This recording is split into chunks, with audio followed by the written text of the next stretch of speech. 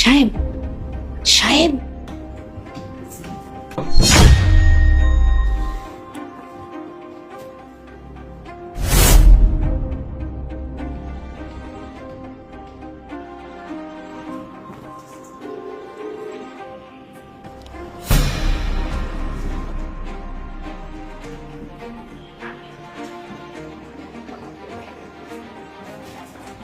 শ্রুতি,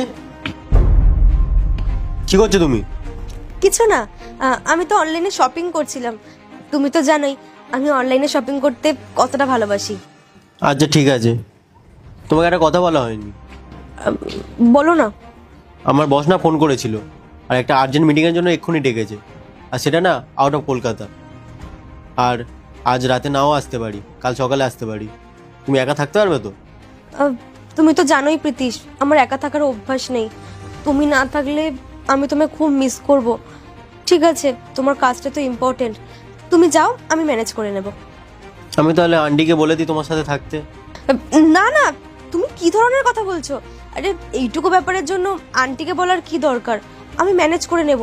আর তাছাড়াও আন্টির তো একটা নিজের বাড়ি আছে না, ওখানেও ওনার অনেক কাজ থাকে। উনি যদি সারা দিন রাত আমার সঙ্গে থাকে তাহলে উনি কমফোর্টেবল হবে না। তার থেকে তুমি যাও, আমি ম্যানেজ করে নেব। আচ্ছা ঠিক আছে, সাবধানে থেকো। বাই।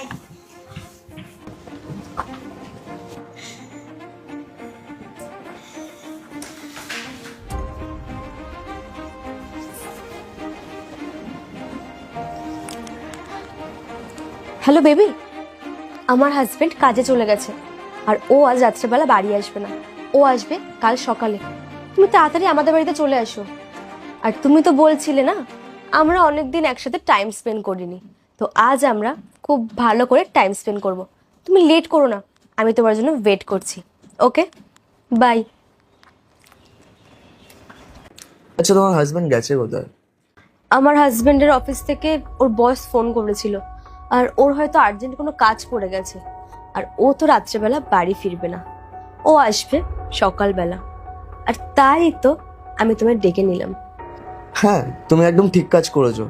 আর অনেক দিন হয়ে গেল আমরা একসাথে টাইম স্পেন্ডই করিনি। আর তোমার ওই হাজবেন্ড সবসময় তো তোমার পিছনেই পড়ে থাকে, এরকম মনে হয় ও যেন তোমার সাথে চিপকে থাকে। কিন্তু ও এরকমটা কেন করে? তুমি তো একটা কথা একদম ঠিক বললে, যে আমরা অনেক দিন ধরে একসাথে টাইম স্পেন্ড করিনি। কিন্তু তুমি যে সেকেন্ড লাইনটা বললে না, ওটা কিন্তু একদমই ভুল বলেছো। আমার হাজবেন্ড যদি সারাক্ষণ আমার পিছনে ঘুরতো না, তাহলে তুমি এখানে বসে থাকতে পারতে না। আচ্ছা, তোমাকে একটা কথা বলবো।